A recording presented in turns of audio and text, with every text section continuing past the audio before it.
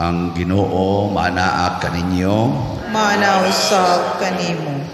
Pagbasa gikan sa Santos nga Ebanghelyo sumala ni Lucas. Himayaon ikaw, O Ginoo.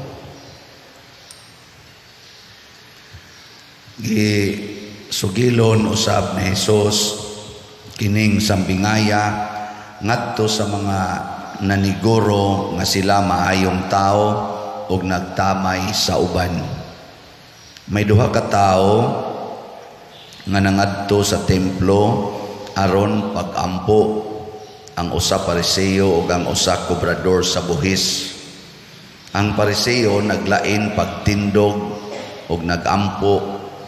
Nagpasalamat ako kanimo, O Dios, nga ako dili hakog, dili limbungan ug dili himabay sama sa uban. Nagpasalamat ako kanimo nga dili ako sama ni anang kobrador sa buhis. Nagpuasa ako duha ka adlaw matag simana ug naghatag ako kanimo ikapulo sa tanan kong abot. Apan ang kobrador sa buhis nagtindog sa layo ug dili gani muyahat ngadto sa langit.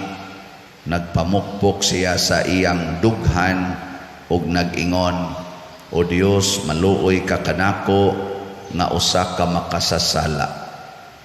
Unya miingon si Hesus, sultihan ko kamo nga ang kobrador sa buhis ug dili ang Pariseo mao ang gikahimutan sa Dios sa iyang pagpauli sa ila.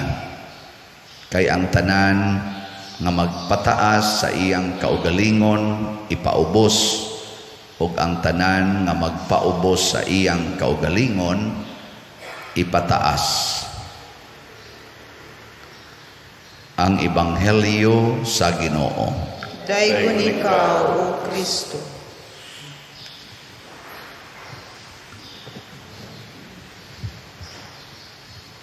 Maglagot gyud ta aning mga makasasala.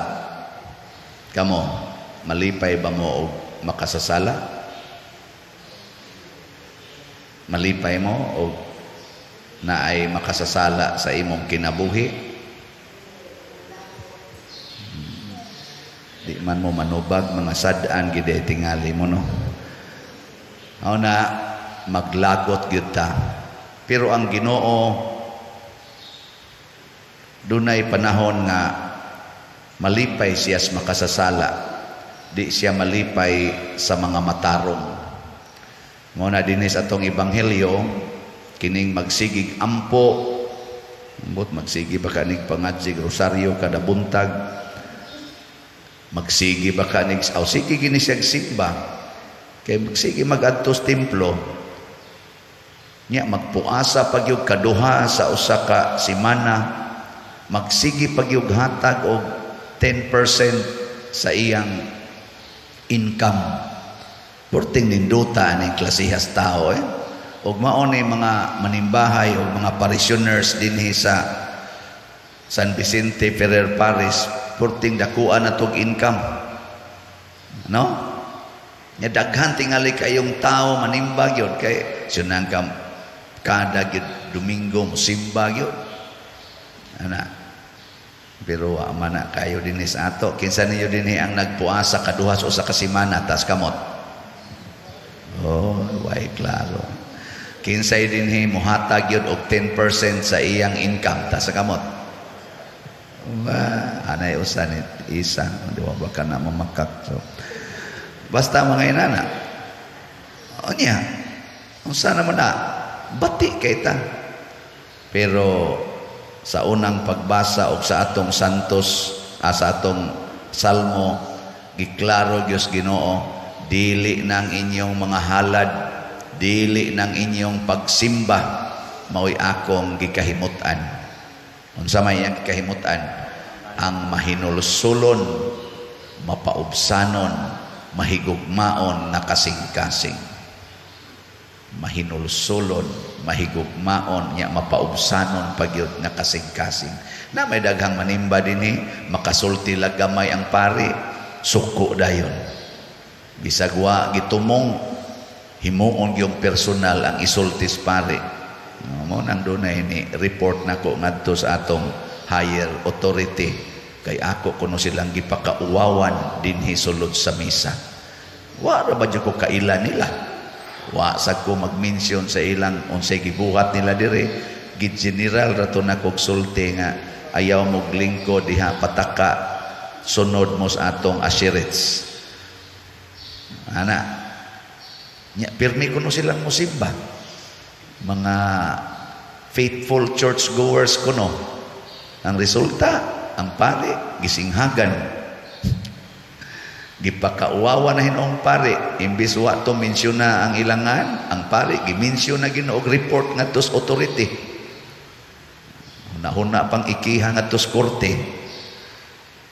Ana, mo tong pag-atubang na mo dito akong giingnan nahigugma gyud kay ko ninyo brad. Sister, wa jud ko'y tumong nga akong pakauwawan ang akong parishioner. Gani ako mong giimbitar with smiling face. Palagod ninyo din igon. Lain-lain mo lingkod. Ingnon ta mo ganiha. Di ba ga smile man ko ninyo. Terno ko. Nya unsa na pakauwaw din na. Kay wa man sa lingkori diyan atubangan. Dili ko dito mo sila lingkod daplin. Patus ba ana diri. Smile. Nya di sa mutuman na sa may sakit sa tiyan ako diri padayon ra man kog misa.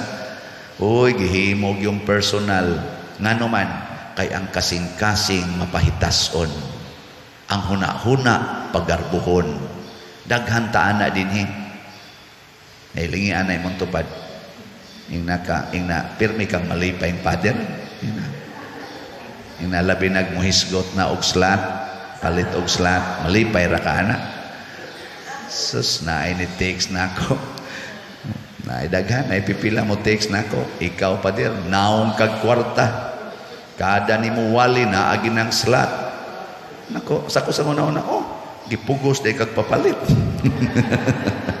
O jud ko mamugos nimo nya ikaw buangon ra ba ka wa sa kay palit-palit unsay labot nako sa imong kinabuhi. Total ka na sang slot nga inyong gipalit wa masan na ko gisod sa bulsa mas dako pa mangani ko gipalit og slot kay kaninyo.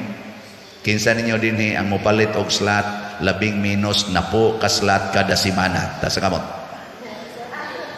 Ako manghambog yung ana labing minus na po gina ka slots akong paliton kada semana out of my stipend.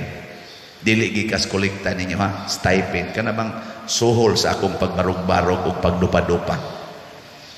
Na maginay stipend ang pari, roll man na simbahan.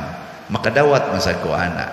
Usahay madako-dako man sad. Pero kuhaan ginanakog na po ka slots equivalent to 10 slots to 20 slots kada semana. Sukad pa ni atong 2020 nga namaligya kog slot, mauna nay akong gibuhat.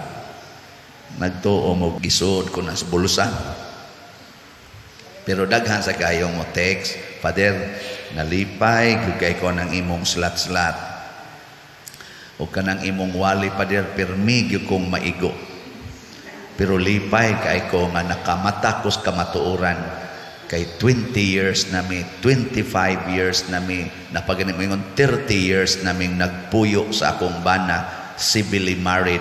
Karon pagyod ko nakaamgo, Father, nga dako dining sa muna magpakasal na mi Father. Pwede ka na lang, di na lang ka ng paso-paso na po, pwede kayo. Basta na alay itunol, pwede gina. Kana bang, kan ba, pahalipay ba? Sa unsaon mo na Father, nakukontaka lang among opisina, kontaka lang sekretary, giyahan na mo unsaon na pagpakasal, na wa na ng paso-paso, wa na ang mga hikay-hikay. No. Bayad na mo piso ngadtos 1 million. Depende ra na ninyo. Ana, daghan kayo naghimo ana karon kay nakaamgo sila.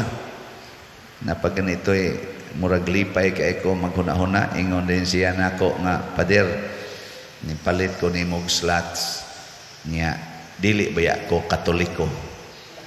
Pero lipay kay ko maminaw sa imong humili. Makaamgo jud ko nga naay Ginoo. Gibutangan pag gusto mo I love you very much, Father. Nakula, patay ka. balhin jud ko anig laing tinuhuan. Ana ba anay musaway na say mudaig. Ngano man ako di siyang giingnan usara ko ka dili angayan nga instrumento sa Ginoo sa pagpaabot sa iyang mensahe nga ninyo. Usa sa ko kadakong makasasala. Gigamit lang ko sa Ginoo bisag dili angayan. Palagod anang sundang, di man namudot ang sundang usahay kay habulan. Pero o gamito na sa usa ka tawo unsa may iyang buhaton sa sundang, iyang bairon siya maghako og baid aron magamit. No. Pareha ng lansang nga nagbawog, di naman na pwede i-dok-dok ilansang. Pero kung gamiton gid na sa panday, unsa may buhatos panday? Tuliron. Basta maayo man di kay mong musabutan na. Pero kung ang lansang dili musugot kay gabawog na siya, inigtulid mabalik, ilabay sa kaning panday. Way ayon, balik man. Pasabot ni supak ba? Wa mo paubos, wa mo uban. Nasa na idaghan din ninyo? Kamo mga buangon, mamo parihara man ta. Mga bakakon masan mo dagko. Di ba? Mga hambugiro masan mo, mga daw masan mo, mga isipan masan kay mo. Parihara man ta. Pero ang Ginoo kada adlaw, kada nato simba, sige jud ingon pagpaubos ang kuna imong sa. Ang kuna imong sala. Nya ayaw na nag-usba. Mahimo ra lagi na. Mahimo ra gid na ako'y tabang nimo. Ikaw di madaoy dako na kay ni akong sa yang Ginoo. Naa pa ba imposible nako? Gayano pagpaubos mo to'y gihimos tax collector, gisalikway na siya sa katilingban mo tong nagpalayo na lang siya simba kay uwaw man kay mo paduol. Pasiplatan man siya sa mata, simba-simba ning panuway dako. Ganana man mga tao mo tong dito siya sa layo. Pero di gani siya muyanghag kay basig makita niya ang mga mata ba nga condemning eyes ba sa mga tao nga tuwa sa simbahan. Nabi na daghan mga condemning eyes. Motong magduko ra siya. Pero ang iyang kasing-kasing ni saka ngadto sa Ginoo, pukpok siya siyang dughan. Ginoo, kaluy itaon ko kay usa ko kadakong makasasala. Kanara yang gisulti. Pero ang iyang kasing-kasing daghan na kay ito gisulti sa Ginoo. Lord, nagbasol nako ani akong sala, kining akong pagpuyo-puyo, Lord, ako naning hunongon, iguli ron ako, din ako mopuyo tupad sa akong bana. Ana. Nasa man ka mo tupad adto nako sa akong lula. Ana. Na ini text nako, Father, unsa may akong buhaton nga sobra naman sa 20 ka tuig ming nagpuyo. Pero Father, mga pila to katuig, mga 5 o 8 na katuig, ngawa na kuno sila maghimo anang pakighilawas kay nasakit man iyang bana, na diabetes man. Kana kunong madiabetes, wa naman kuno ginay mahimo. Inako, siya unsa may buhaton pa der, pwede na ko mo kumpisal, pwede na ko mo kalawat, nako 3 things to do. Basuli ang imong sala nga nabuhat. Ilhag yun nga sala tong pila ka tuig nga nakigpuyo ka. Ikaduha, biyae ang maong buhat. Dumti ang maong buhat nga makighilawas ka sa lalaki o sa babae nga wa mo'y kasal. Condemn, hate that action. Nya haron gyud imong mapamatud-an nga you hate that action. Ayaw nagyog tupad og higda sa imong bana o sa imong asawa. Bisan pag masakito na. Kaya ang kamot anak di pa man na masakiton. Awa mo kasabot. O lagi na. O na, pasabot. Hastang huna-huna, usma. Dili lang kay ang physical sit-up. Hastang huna-huna, hastang kasing-kasing. Kaya ang gusto sa Ginoo, mahinulsulon na kasing-kasing. Dili lang physically. Wa naman mi pader, wa naman mi, kay masakito naman. O lagi. Pero unsa may inyong pagtagad sa usag-usa, banag asawa, gyapon, hate that thinking. Kay di man gid mo tinuod nga banag asawa, kay wa man mo'y kasal. Sa imong kasing-kasing, usbagin na. og anha kadiya pwede nang mangumpisal nya, pwede na kamo kalawat. Pero tungod lang kay paralyzed unya, sige lang yapon mong tupad og higda, mura lang yapon mong husband and wife, gakos lang yapon. Mura ra gyapon mo ana og gadua-dua sa Ginoo, kay ang kasing-kasing wa man mausab. No. Mura sad na kamo, usban na inyong kasing-kasing, pamalit na mugslat, kamo wa kapalit. Ay pagsige hunahuna nga ay pobre man kay ko, lisod man kay kustanan. Naman gani ni palit og slat kay nagpasalamat kay ang iyang papa magsigig tan-aw sa akong humili niya na usab. Anak ra ni siya mo tong nagtrabaho ba ni siya, ni palit siya duhang tingito ka slats. Kay ang iya tong pasalamat nga ang iyang papang buangon kayo, sigig tan-aw kuno sa akong misa na usab. Naku kanindot ana nya pilaron kabok na nga usab dia sa inyong silingan, palitig slat. Na kay silingan sige lang panari nya karon mo tan-aw sa akong misa o na manari. Pasalamat sige no, palit og slat. Ana unya unsa may mahitabo na usab ang kasing-kasing, nahimo na kang church-centered, dili self-centered. Kay kasagaran gud nato mosimba kay mangayo sa Ginoo para sa kaugalingon, wa mosimba aron mohatag sa kaugalingon para sa simbahan. Si Kristo mianhis kalibutan dili aron mangayo nato, kung dili aron mohatag og kaluwasan. Ug unsa iyang gigamit, ang iyang kakabus gigamit niya pagluwas nato.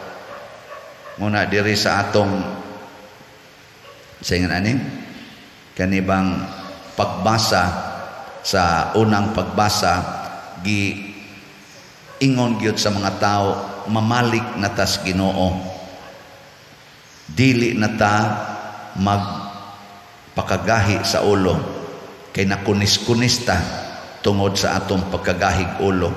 Sagdi lang og mga matay ta igbalik na tos Ginoo. Total sa ikatulo ka adlaw iya mantang banhaon. Si Kristo sa iyang pagpuyo subay sa Ginoo nga pagtulunan, gipatay gid siya. Ana gipatay. Pero wa siya mahadlok niya na. Kay ngano man duna may pagkabanhaw. Kita sa dinhi, ako sad patyon jud ko ani siging baligyag slat, siging wali. Patyon yun mo na kiha napayuban, adi man to kiha sa korte, kiha lang sa church authority. Naiuban magsigi og bash nako sa social media, na sa uban mudaig ana mao gid itong agian. Way siguro patyo na gid ni physically, pero angay batang mahadlok dili oy, naay pagkabanhaw. Unsa may pagkabanhaw karon sa akong kahimtang, mahuman ra gid ning mga project. Siging palit og slat, biaya lang ninyo. Sige mo yun, nasad, slat nasad. Tanawa, di ba? Mubarog ning kumbinto, mubarog ang kaning mga structures na to dinhi nga kapuslanan, kaayos katilingban. Na makaingon gyud mo, salamat sa pagpabagag naong ni Padre Siano. Kay nahimo gyud ni, kay guwap ato magpabaga sa naong. So, suwa gining niya. Nya inyo na lang kung duaw-duaon dito sa akong nitso. Sus, si Anhing Siano.